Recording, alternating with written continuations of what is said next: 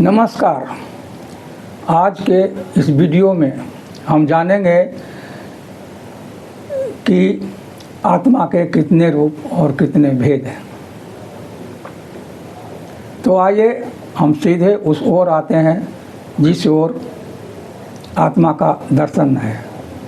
दर्शन की दृष्टि में मुख्य रूप से आत्मा तीन प्रकार के है। वनस्पति आत्मा, पशु आत्मा और मनोज आत्मा। और भेद की दृष्टि में दो भेद, विवेकशील और विवेकहीन। आत्मा और ब्रह्मांड ये सदा से है। ब्रह्मांड की उत्पत्ति के उपरांत जितनी भी चीज़ें दिखाई देती है, जैसे सूर्य, चांद, तारे,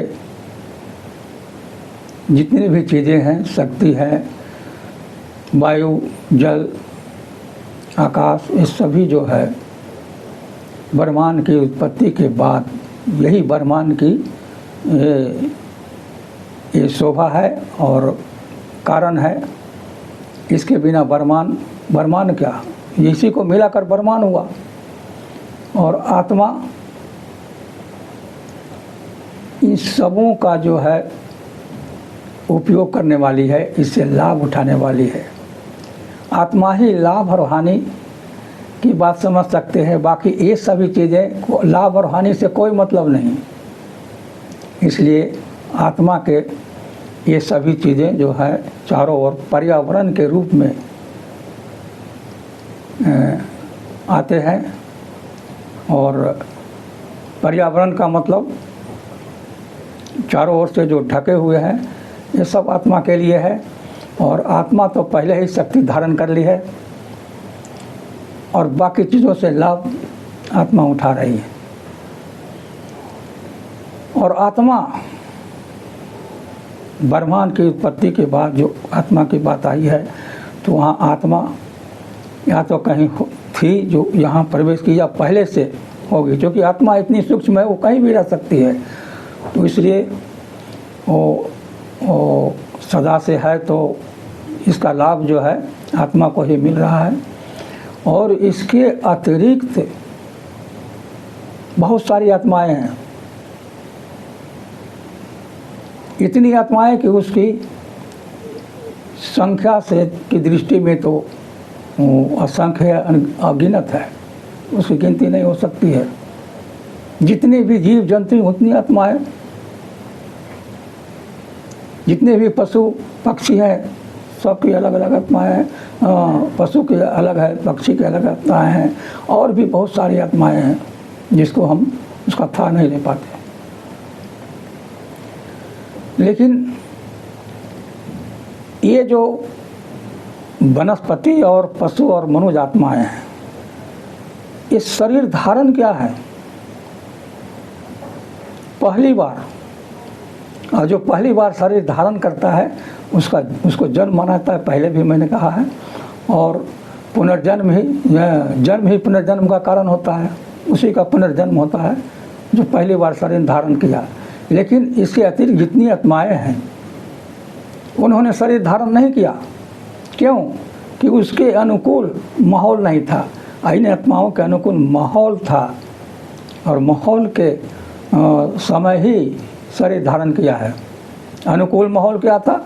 ब्रह्मांड की उत्पत्ति के उपरांत उसकी अस्थिरता, इसका उन्होंने लाभ उठाया और सब शरीर धारण किया पहली बार। लेकिन इसके अतिरिक्त जितनी आत्माएं हैं, उनके अनुकूल माहौल था, शरीर धारण नहीं किए, वैसे ही रह गए। और आज जो है वो शरीर धारण, उसके अनुकूल माहौल बनता है तो शरीर धारण कर लेती है। और उसकी जो है उम्र का कोई भरोसा नहीं, कोई सेकेंडों का, कोई मिनटों का, कोई घंटों का, बस इससे अधिक उम्र नहीं है। जैसे अन्य आत्माओं का जो माहौल कैसे बनता है, जैसे फल सड़ गया या कोई चीज़ें भात सड़ गया, तो उस वक्त जो उसकी उत्पत्ति होती है, जो उत्पन्न होते हैं, जिसको कीड़ा कहते हैं, पानी सड़ने के बाद उसमें कीड़ा उत्पन्न होता है, वो कहाँ से आती है? वही आत्मा है जो इन तीनों आत्माओं को नुकसान पहुंचाने वाली है। उसको विषाणु भी कहा जा सकता है और उसकी आयु भी नगण्य होती है। उत्पन्न होते हैं, मरते हैं। जैसे वर्षा के दिनों में जिस समय वर्षा नहीं होता है उसमें जो ओस पड़ते हैं तो फसल में इसको कहते हैं लाही, एक तरह से काला काला कीड़ा होता है और वो तुरंत मर जाते हैं, लेकिन नुकसान फसल को पहुंचाते हैं। तो इस मनुष्य आत्मा को ये सब जो है, ये सारी आत्माएं नुकसान माने एक तरह से विषाणु हैं। विषाणु वायरस जिसको कोरोना कहते हैं वो भी क्या, उसमें भी आत्मा है, लेकिन उसको भी तुरंत आयु खत्म, लेकिन बढ़ती है उसी ढंग से जिस तरह से आत्मा का फैलाव होता है। जहाँ आए तो पूरा फैल गई असंख्य में और मरती भी है। जो पूरे फैले हुए हैं और मर रहे हैं और उत्पन्न हो रहे हैं, तो उसके लिए हम लोग छिड़काव करते हैं। कुछ ऐसे उपकरण है, उस ऐसे साधन है, ऐसे जो है हमारे पास है, जिसको छिड़काव करके उसको तुरंत नष्ट करते हैं और फसल को हम अच्छा फसल बनाते हैं। तो इस तरह से आत्मा का जो है की बात आई, तो इतनी तरह की आत्माएं हैं। और ये सभी जो हमारे पर्यावरण के रूप में है, उसमें जितनी भी आत्माएं वो हमको नुकसान नहीं पहुंचाती है। ये बात अलग है कि कहा गया है जीव जीवस्य भोजनम। तो ये जीव जीवस्य भोजनम किसके लिए? भेद के लिए है। विवेकहीन आत्मा और विवेकशील आत्मा। विवेकहीन आत्मा कौन है? पशु पक्षी है। और वनस्पति आत्मा को तो कोई मतलब नहीं है, वो तो निमित्त मात्र है। पेड़ में जो आत्माएं होती है निमित्त मात्र, उनको कोई दुख तकलीफ से मतलब नहीं। हरा हरा काट दिया उनको कोई तकलीफ नहीं, वो आत्मा को तकलीफ नहीं। आत्मा तकलीफ किसको होती है? आत्मा को। हमारे शरीर में चोट लगती है तो हाथ में चोट लगी तो हाथ को तकलीफ नहीं है, आत्मा को तकलीफ है। आत्मा और मन ये अलग विषय है, तो इसके बारे में भी बताऊंगा। लेकिन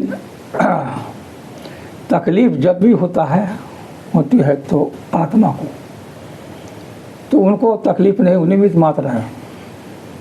उसमें जैसे भी जो हो उनका विकास होता है। और मनुष्य आत्मा और पशु आत्मा, ये दोनों में ये भेद की बात है। पशु आत्मा विवेकहीन और मनुष्य आत्मा विवेकशील।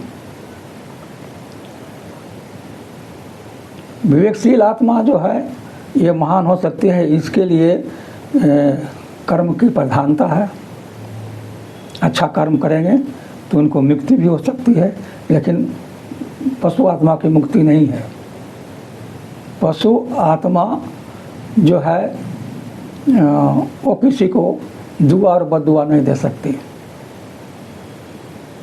तो उसको अगर मार भी देते हैं तो दुआ ना मिलेगी, नहीं बददुआ, कुछ नहीं, तो मार देंगे, कोई दिक्कत नहीं।